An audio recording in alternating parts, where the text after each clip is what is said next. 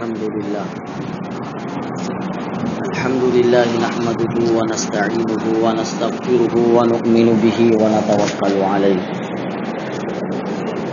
ونعوذ بالله من شرور أنفسنا ومن سيئات أعمالنا من يهده الله فلا مضل له ومن يضلله فلا هادي له وأشهد أن لا إله إلا الله وحده لا شريك له وأشهد أن سيدنا ومولانا محمدا عبده ورسوله أما بعد فأعوذ بالله من الشيطان الرجيم بسم الله الرحمن الرحيم إنما يريد الله ليذهب عنكم الرجس أهل البيت ويطهركم تطهيرا قال النبي صلى الله عليه وسلم الحسن والحسين سيدا شباب أهل الجنة قال النبي صلى الله عليه وسلم هما ريحانتايا من الدنيا قال النبي صلى الله عليه وسلم اللهم هؤلاء أهل بيتي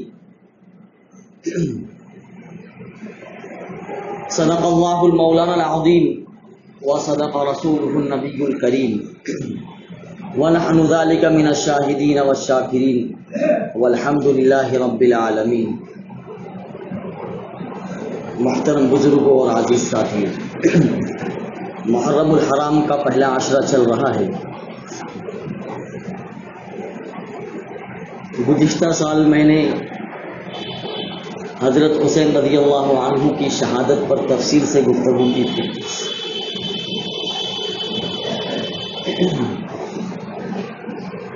لیکن حضرت حسین اور اہل بیت کے فضائل ابھی تک بیان نہیں ہوئے، اس لیے میں چاہتا ہوں کہ آپ کے سامنے صحیح احادیث کی روشنی میں حضرات حسنین اور اہل بیت کی فضیلت کو بیان کروں، کیونکہ اہل بیت سے محبت اور آپ صلی اللہ علیہ وسلم کی آل اور اولاد سے محبت، آپ صلی اللہ علیہ وسلم کے خاندان سے محبت کرنا، یہ ہمارے ایمان کا ایک جز ہے.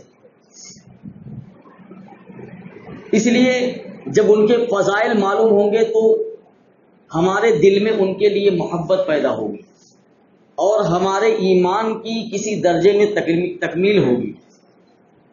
اس لیے ان کے فضائل کو سن کر ان سے محبت کرنا یہ انتہائی اہم ہے، کیونکہ جب اللہ کے رسول صلی اللہ علیہ وسلم سے محبت ہے تو اس محبت کا تقاضا یہ ہے کہ آپ صلی اللہ علیہ وسلم کی جو اولاد ہے، جو اہل بیت ہیں، جو آپ صلی اللہ علیہ وسلم کا خاندان ہے، ان سے بھی محبت کی جائے. احادیث میں حضرت حسن اور حضرت حسین رضی اللہ عنہما کے فضائل بہت زیادہ ذکر کیے گئے ہیں. پوری سیرت کی کتاب ایک لمبا وقت چاہیے اس کو بیان کرنے کے لیے، حضرات حسنین کی فضیلت میں بھری پڑی. حضرت حسن رضی اللہ تعالی عنہ جب ان کی ولادت ہوئی تو اللہ کے رسول صلی اللہ علیہ وسلم حضرت فاطمہ کے گھر تشریف لے گئے اور حضرت حسین کو گود میں اٹھایا اور حضرت فاطمہ سے کہا کہ اس کا کوئی نام تم نے تجویز کیا ہے؟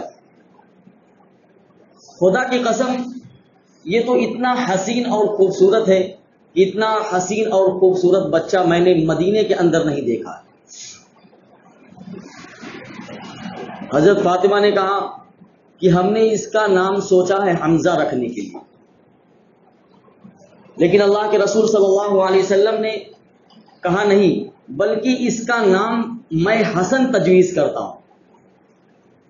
اس کا نام حسن ہوگا کیونکہ حسن یہ عرب میں ایسا نام تھا جو بالکل نیا تھا. آپ صلی اللہ علیہ وسلم نے حضرت حسن کی خوبصورتی کو دیکھتے ہوئے اس نام کو تجویز کیا. حضرت حسن رضی اللہ عنہ بہت زیادہ خوبصورت تھے اور روایت کے اندر یہ آتا ہے کہ حضرت حسن رضی اللہ عنہ کی جو شباہت تھی، جو آپ کے چہرے کی بناوٹ تھی یا آپ کے جسم کی جو ساخت تھی یا جو آپ کی شبیہ تھی، وہ اللہ کے رسول صلی اللہ علیہ وسلم سے میچ کھاتی تھی، ملتی تھی، یعنی بالکل مشابہ تھے آپ صلی اللہ علیہ وسلم. پھر جب حضرت حسن کے بعد حضرت حسین رضی اللہ عنہ کی ولادت ہوئی تو آپ صلی اللہ علیہ وسلم حضرت فاطمہ کے گھر تشریف لے گئے اور حضرت حسین کو دیکھا تو کہا یہ تو اس سے بھی زیادہ خوبصورت مجھے لگ رہا ہے، اس لیے میں اس کا نام حضرت حسن کے مقابلے میں حضرت یعنی اس کا نام حسین تجویز کرتا ہوں. یہ حسن اور حسین یہ دونوں کے ایک ہی معنی ہیں، یعنی خوبصورت، بس فرق یہ ہے کہ حسین جو ہے یہ حسن کی تصغیر ہے. جیسے آپ اردو میں استعمال کرتے ہیں بہت حسین اور بہت جمیل، تو حسین جو لفظ آپ استعمال کر رہے ہیں اس کے معنی ہیں خوبصورتی کے، ایسے حسن کے معنی بھی خوبصورتی کے اور حسین کے بھی یہی معنی ہیں. حسین جو ہے یہ حسن کی تصغیر ہے.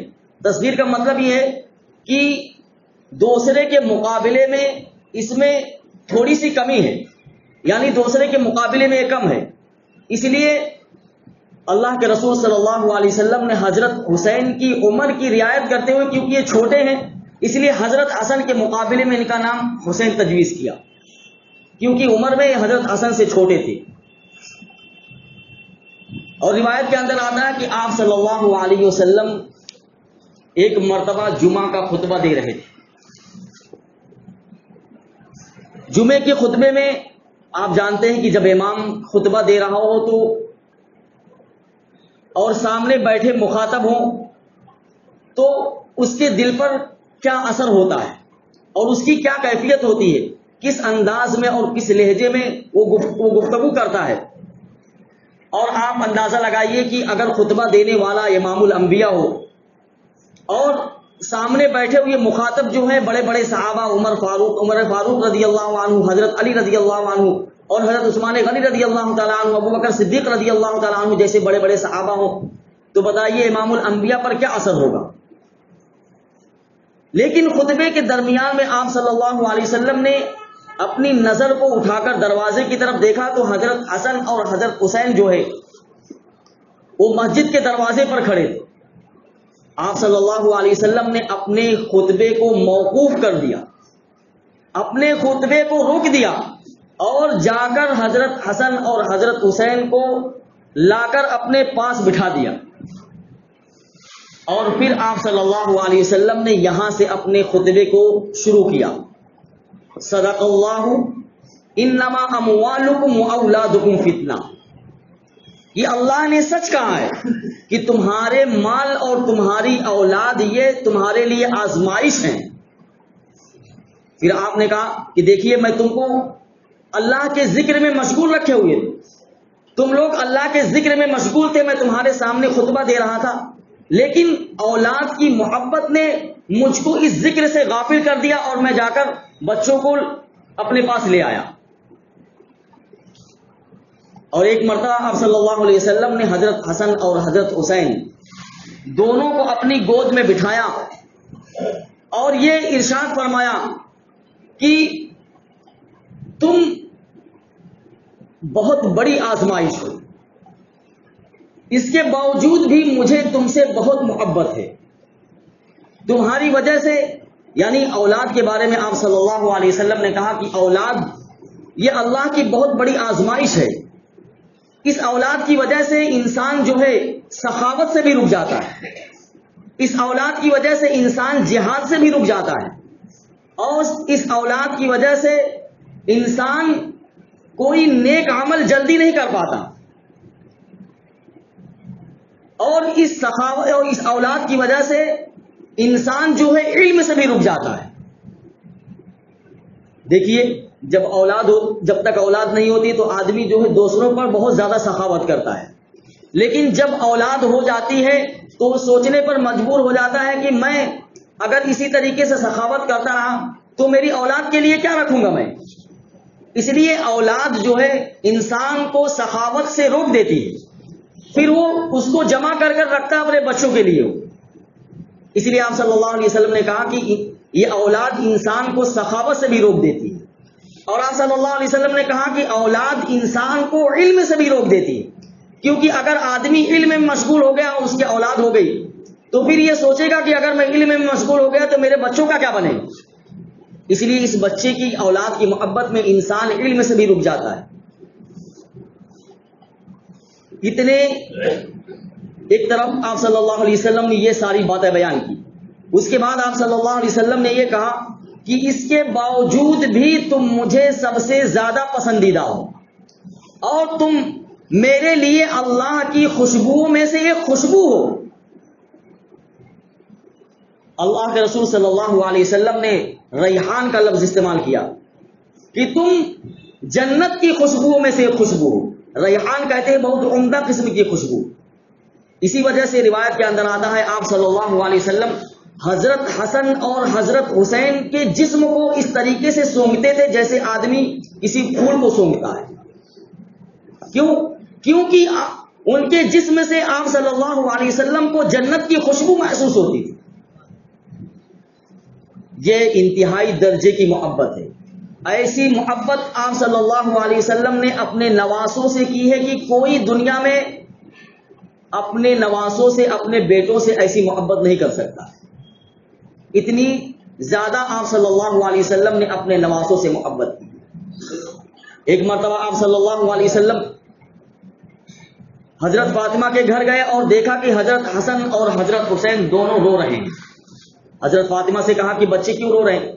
کہا کہ بچوں کو پیاس لگی ہوئی ہے، فی الحال پانی گھر کے اندر موجود نہیں ہے، پیاس کی وجہ سے بچے رو رہے ہیں. آپ صلی اللہ علیہ وسلم نے بچوں کو اپنی گود میں بٹھایا. پہلے حضرت حسن رضی اللہ عنہ کو گود میں لے کر اپنی زبان مبارک کو حضرت حسن رضی اللہ تعالی عنہ کے منہ کے اندر ڈال دیا. حضرت حسن رضی اللہ عنہ آپ کے زبان مبارک کو چوستے رہے یہاں تک کہ آپ کی پیاس بجھ گئی.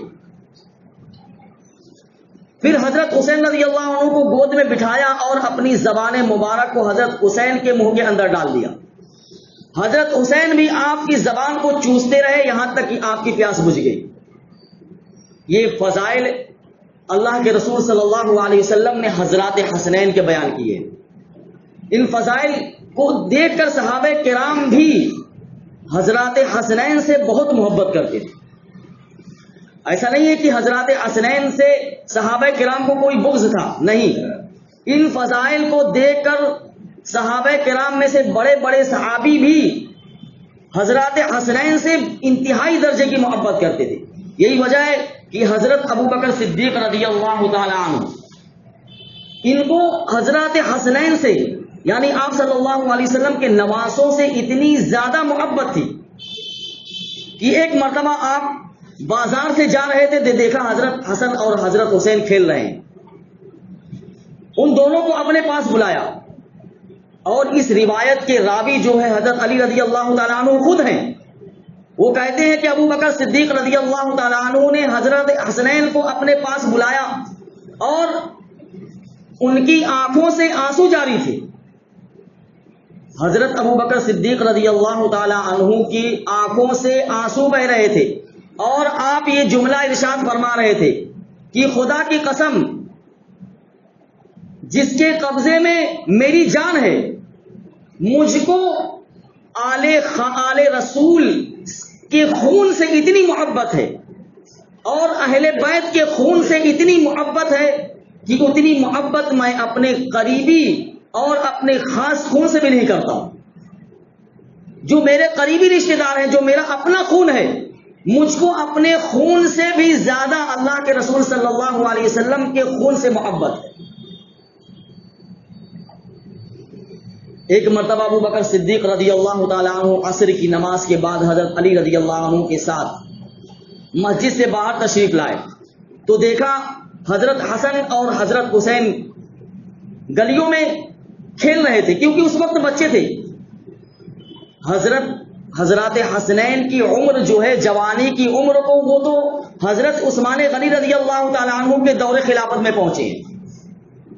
حضرت عمر رضی اللہ تعالیٰ عنہ کے دور خلافت میں بھی بچے تھے اور حضرت ابو بکر صدیق رضی اللہ تعالیٰ عنہ کے دور خلافت میں بھی بچے تھے. وہ جوانی کے شباب کو پہنچے حضرت عثمان غنی رضی اللہ تعالیٰ عنہ کے دور خلافت میں. تو حضرت حسن کو بلایا اور گود میں اٹھایا اور کہا خدا کی قسم اس کے چہرے کی بناوٹ اور اس کی شبیہ جو ہے اللہ کے رسول صلی اللہ علیہ وسلم سے زیادہ ملتی ہے. اور یہ جملہ بھی کہا کہ تم اللہ کے رسول صلی اللہ علیہ وسلم سے زیادہ ملتے جلتے ہو. حضرت علی کی کوئی شبیہ تمہارے اندر موجود نہیں. حضرت علی رضی اللہ تعالیٰ عنہ وہاں کھڑے تھے, یہ جملہ سن کر ہنس رہے تھے. وعلی یضحک, حضرت علی رضی اللہ تعالیٰ عنہ حضرت ابوبکر صدیق رضی اللہ تعالیٰ عنہ کا یہ جملہ سن کر کہ تم اللہ کے رسول صلی اللہ علیہ وسلم کے بعین ہی مشابہ ہو اور حضرت علی کی کوئی شبیہ بھی تمہارے اندر نہیں پائی جاتی. یہ جملہ سن کر حضرت علی رضی اللہ تعالیٰ عنہ مسکرا دیے. یہ تو ابو بکر صدیق رضی اللہ تعالیٰ عنہ کی محبت تھی. ابو بکر صدیق رضی اللہ تعالیٰ عنہ کی خلافت کے بعد حضرت عمر رضی اللہ تعالیٰ عنہ کی جب خلافت آئی تو حضرت عمر رضی اللہ تعالیٰ عنہ نے بھی حضرات حسنین سے اور آپ صلی اللہ علیہ وسلم کے خاندان سے بے انتہا محبت فرمائی. یہاں تک کی ہے کہ ایک مرتبہ یمن سے کچھ جوڑے وہاں کے بادشاہ نے گفٹ کے طور پر مدینہ منورہ روانہ کیا اور وہ جوڑے حضرت عمر رضی اللہ تعالیٰ عنہ نے جو صحابہ کرام تھے ان میں تقسیم فرما دیے. وہ جوڑے پہن کر لوگ مدینے کی گلیوں میں جو ہے چل پھر رہے تھے. حضرت عمر رضی اللہ عنہ کی نظر ایک مرتبہ حضرات حسنین پر پڑی تو دیکھا کہ یہ بچے جو ہے سادے لباس میں ہیں اور یمن سے جو جوڑے آئے ہوئے ہیں اور دوسرے صحابہ کرام پہن کر مدینے کے گلیوں میں گھوم رہے ہیں. حضرت عمر رضی اللہ تعالیٰ عنہ اسی وقت پریشان ہو گئے. ان کی دل کی کیفیت بدل گئی اور فوراً اپنے ایک قاصد کو یمن بھیجا اور کہا جا کر یمن سے حضرات حسنین کے لیے بھی وہاں کا جوڑا, وہاں کے بادشاہ سے یہ کہو کہ حضرات حسنین کے لیے بھی جوڑا مرحمت فرمائے. بتائیے حضرت عمر رضی اللہ تعالیٰ عنہ کو حضرات حسنین سے کتنی محبت کہ یمن کا وہ جوڑا, یمن کے جو کپڑے رہتے تھے بہت مشہور کپڑے, بہت قیمتی اور اعلیٰ درجے کے ہوتے تھے. وہ قیمتی کپڑے پہن کر دوسرے صحابہ کرام جو ہے مدینے کی گلیوں میں گھوم رہے ہیں اور حضرت عمر رضی اللہ تعالیٰ عنہ کو جب یہ بات معلوم ہو گئی کہ حضرت حسنین جو ہے بالکل سادے جوڑے میں ہیں, ان کے پاس یمن کا وہ جوڑا نہیں ہے, تو حضرت عمر رضی اللہ عنہ بے چین ہو گئے اور فوراً اپنے قاصد کو یمن بھیجا اور یمن سے جوڑا منگوا کر حضرت عمر رضی اللہ تعالیٰ عنہ نے جوڑا جو ہے حضرات حسنین کو عنایت فرمایا. جب حضرات حسنین وہ جوڑا پہن کر مدینے کی گلیوں میں نکلے تو حضرت عمر رضی اللہ تعالیٰ عنہ نے لوگوں سے کہا کہ اب میرے دل کو تھوڑا سکون ملا ہے, اب میرے دل کی بے قراری میں کمی آئی ہے. میں نے حضرات حسنین کو اس جوڑے میں دیکھ لیا, اب میرے دل کو اطمینان حاصل ہوا ہے. اور ایک واقعہ حضرت عمر کا تو حضرت حسین اور حضرت حسن رضی اللہ عنہ کے بارے میں بہت مشہور ہے. تاریخ کی کتابوں میں لکھا ہوا ہے کہ حضرت عمر رضی اللہ عنہ جو وظائف صحابہ کرام کا متعین فرماتے تھے, دیکھتے تھے کہ دین کے اندر یا جہاد میں کس نے زیادہ شرکت کی, یعنی جو غزوات میں جہاد میں زیادہ شریک ہوتا تھا اسی اعتبار سے اس کا وظیفہ متعین کرتے تھے. اسی وجہ سے بدری جو صحابہ تھے ان کے وظائف عام صحابہ سے زیادہ تھے. بدری صحابیوں کے وظائف کو ہر دور میں زیادہ رکھا گیا ہے اور حضرت عمر رضی اللہ تعالیٰ عنہ خاص طور سے بدری صحابی جنہوں نے بدر میں شرکت کی تھی ان کے وظائف کو بہت زیادہ متعین کیا. لیکن جب وظیفہ متعین کرنے کا وقت آیا تو حضرت عمر رضی اللہ تعالی عنہ نے اپنے گھر کے لیے اور خود اپنے بیٹے عبداللہ ابن عمر کے لیے سب سے کم وظیفہ متعین کیا اور حضرات حسنین کا وظیفہ اپنے بیٹے عبداللہ سے زیادہ متعین کر دیا. جب عبداللہ کو یہ بات معلوم ہوئی تو اپنے باپ کے پاس پہنچے. آپ تو جانتے ہیں کہ حضرت عمر کا عدل اور انصاف بہت مشہور ہے، بلکہ حضرت عمر رضی اللہ تعالیٰ عنہ کے بارے میں مشہور ہے کہ حضرت عمر رضی اللہ تعالیٰ عنہ سے زیادہ انصاف پسند بادشاہ اس دنیا کے اندر نہیں گزرا ہے. تو حضرت عمر تو بہت زیادہ انصاف کرنے والے تھے. آپ کے بیٹے حضرت عمر رضی اللہ عنہ سے بحث کرنے لگے اور کہا کہ آپ نے میرا وظیفہ حضرات حسنین کے وظیفے سے کیوں کم متعین کیا، جبکہ میں اللہ کے رسول صلی اللہ علیہ وسلم کے ساتھ دیگر جہاد میں بھی شریک رہا ہوں اور بلوغت کی حالت میں نے اسلام بھی قبول کیا ہے، اور بلوغت کی حالت میں آپ صلی اللہ علیہ وسلم کی صحبت میں بھی رہا ہوں، اور میں نے حضرات حسنین سے زیادہ جہاد بھی کیے ہیں. میرا وظیفہ حضرت حسین اور حضرت حسن کے وظیفے سے کم متعین کیوں کیا آپ نے؟ حضرت عمر رضی اللہ عنہ نے کہا تم میرے اوپر اعتراض کر رہے ہو، میرے سوال کا تم جواب دے دو. اگر میرے سوال کا تم نے ٹھیک جواب دے دیا تو میں تمہارا وظیفہ حضرات حسنین کے وظیفے سے بھی بڑھا دوں گا. پہلی بات یہ بتاؤ، حل ابو کا مثل ابیہما، کیا تمہارا باپ ان کے باپ کے جیسا ہے؟ وحل ام کا مثل امہما، کیا تمہاری ماں ان دونوں کے ماں کے جیسی ہے؟ وحل جد کا مثل جدہما، اور کیا تمہارا نانا ان کے نانا کے جیسے ہے؟ یہ میرے 3 سوال کا جواب تم دے دو. اگر تمہارا باپ اس کے باپ سے بہتر ہو تو بتا دو مجھے. اگر تمہاری ماں حضرت فاطمہ رضی اللہ عنہا سے زیادہ فضیلت والی ہے تو بتا دو مجھے. اور اگر تمہارا نانا ان کے نانا یعنی محمد رسول اللہ صلی اللہ علیہ وسلم سے زیادہ بہتر ہو تو مجھے بتا دو. ان 3 نسبتوں کی بنا پر میں نے ان کے وظیفوں کو تم سے زیادہ متعین کیا ہے. تمہارا باپ بھی ان کے باپ کے جیسا نہیں ہے، اور نہ تمہاری ماں ان کے ماں کے جیسی ہے، اور نہ تمہارا نانا ان کے نانا کے جیسا ہے. حضرت عبداللہ ابن عمر رضی اللہ عنہ خاموش ہو گئے. حضرت عمر رضی اللہ تعالی عنہ ان کو یہ فضیلت بھی حاصل ہے کہ حضرت علی رضی اللہ عنہ سے کہا کہ میں نے اللہ کے رسول صلی اللہ علیہ وسلم کو یہ فرماتے ہوئے سنا کہ قیامت کے دن جتنے سلسلے نسب ہیں سارے کے سارے نسب منقطع ہو جائیں گے، ختم ہو جائیں گے. اللہ کے رسول صلی اللہ علیہ وسلم نے فرمایا کل سبب ینقطع یوم القیامہ، کل سبب و نسب ینقطع یوم القیامت الا من سببی الا من نسبی. اللہ کے رسول صلی اللہ علیہ وسلم نے فرمایا کہ قیامت کے دن سارے کے سارے نسب ختم ہو جائیں گے. کون شیخ ہے، کون خان ہے، کون پٹھان ہے، کچھ نہیں، سارے کے سارے نسب ختم. اللہ رب العزت صرف میرے نسب کو قیامت کے دن برقرار رکھے گا. میرے نسب کے علاوہ جتنے نسب ہوں گے سب کے سب ختم ہو جائیں گے.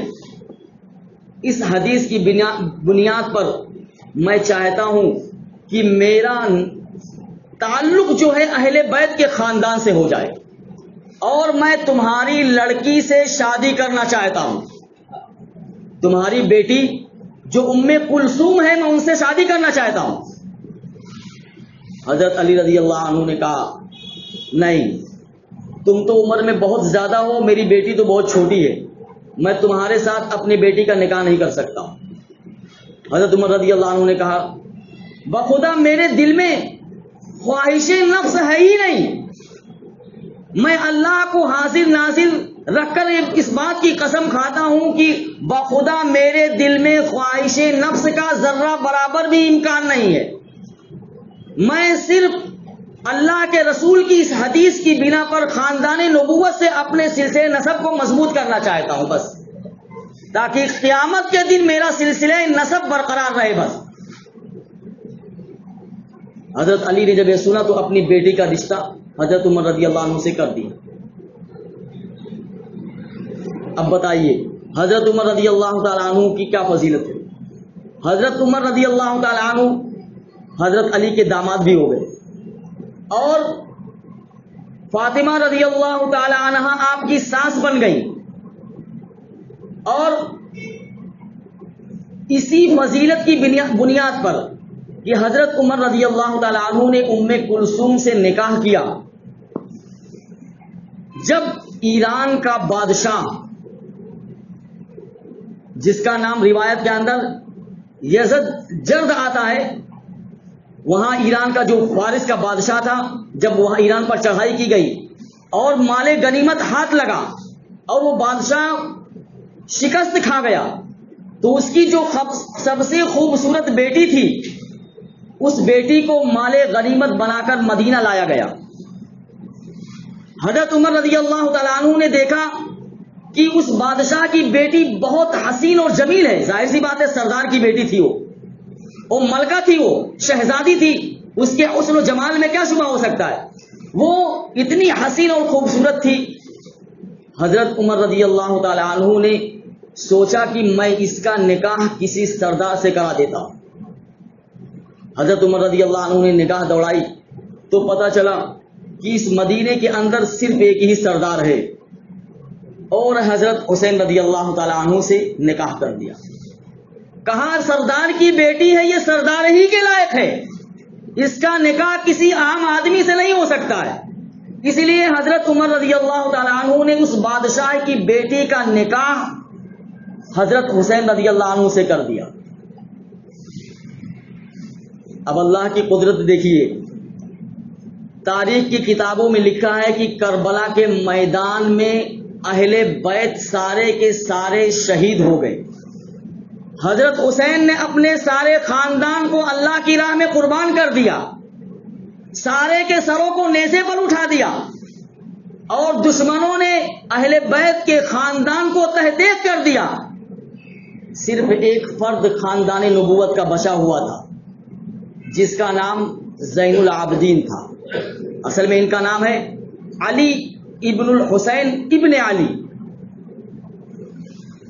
لیکن ان کا نام بعد میں زین العابدین مشہور ہو گیا. زین کے معنی زینت والے، عابدین معنی عبادت کرنے والا. یہ بہت عبادت گزار اور بہت بڑے فقیہ بھی بنے، بعد میں چل کر بہت بڑے فقیہ بھی گزرے ہیں. اور یہ امام ابو حنیفہ رحمت اللہ علیہ، جن کو امام اعظم کہا جاتا ہے، یہ ان کے استاد بھی ہیں. امام زین العابدین امام ابو حنیفہ رحمت اللہ علیہ کے استاد ہیں. یہ امام زین العابدین جن سے اللہ رب العزت نے حسین علیہ السلام، حسین رضی اللہ عنہ کے سلسلے نسب کو چلایا، یہ امام زین العابدین سے ہی جتنے حسینی آپ کو اس دنیا میں نظر آ رہے ہیں، یہ سارے کا سارا نسب جو ہے امام زین العابدین سے جا کر حضرت حسین تک ملتا ہے. سب پورے خاندان کے لوگ شہید. اللہ رب العزت نے حضرت حسن اور حضرت حسین کے ذریعے سے ہی پورے سلسلے سید سادات کے سلسلے کو چلایا ہے، اور باقی جو آپ کی 4 بیٹیاں تھیں ان سے کوئی نسب نہیں چلا. یہ حضرت حسنین کی فضیلت ہے کہ ان دونوں کے ذریعے سے ہی آپ کے سلسلے نسب کو آگے بڑھایا گیا. یہی وجہ ہے کہ کفار مکہ جو ہے آپ صلی اللہ علیہ وسلم کو نرینہ اولاد، مذکر اولاد نہ ہونے کی وجہ سے طعنہ دیا کرتے تھے، اور یہ کہا کرتے تھے کہ یہ تو ابتر شخص ہے، نعوذ باللہ من ذالک. ابتر اس کو کہتے ہیں جس کے پیچھے کوئی نہ ہو، یعنی پیچھے تذکرہ کرنے والا کوئی نہ ہو اس کا. تو کفار مکہ کہتے تھے یہ مر جائے گا، اس کے پیچھے کوئی اولاد نہیں ہے، تو اس کا تذکرہ کرنے والا کوئی نہیں ہوگا، اس کو لوگ بھول جائیں گے. اللہ رب العزت کو کفار مکہ کی اس بات پر غضب آ گیا. اللہ رب العزت نے قرآن کریم میں سورہ کوثر کو نازل کر دیا، انا اعطیناک الکوثر فصل لربک وانحر ان شانئک هو الابتر. اے محمد، آپ کے دشمن آپ کو کہہ رہے ہیں کہ آپ ابتر ہیں، آپ کی کوئی اولاد نہیں، آپ کا سلسلہ نسب ختم ہو جائے گا، میں وعدہ کرتا ہوں کہ وَرَفَعْنَا لَكَ ذِكْرَكَ، تمہارے نام کو اور تمہاری جسمانی اولاد کو بھی اور تمہاری روحانی اولاد کو بھی اس دنیا کے اندر پھیلا دوں گا میں، اور تمہارے نام کا ذکر میں بلند کر دوں گا دنیا کے اندر، اور جو تمہارے دشمن ہیں ان کا کوئی نام و نشان لینے والا نہیں ہوگا۔ ان شانیہ کا هو الابتر، یقیناً تمہارا دشمن ہی ابتر ہے، آپ ابتر نہیں ہیں، آپ کا جو دشمن ہے وہ ابتر ہے۔ اس لیے اللہ کے رسول صلی اللہ علیہ وسلم کے اوپر جو سورہ کوثر نازل ہوئی، آپ صلی اللہ علیہ وسلم کو اس سے بہت تسلی ہوئی، اور اللہ رب العزت نے دکھا دیا دنیا کو کہ جو آپ کو ابتر کہا کرتے تھے ان کا نام و نشان دنیا سے مٹ گیا، کوئی نام لینے والا نہیں ہے، لیکن آپ صلی اللہ علیہ وسلم کی جسمانی اولاد بھی ہے اور روحانی اولاد تو مسلمان ہے ہی، جتنے بھی دنیا کے اندر مسلمان ہیں سب آپ صلی اللہ علیہ وسلم کے روحانی اولاد ہیں یہ، اور جسمانی اولاد تو آپ صلی اللہ علیہ وسلم کے کوئی حسینی ہے، کوئی حسنی ہے، کوئی سید ہے، یہ آپ صلی اللہ علیہ وسلم نے خاندان کو چلا دیا۔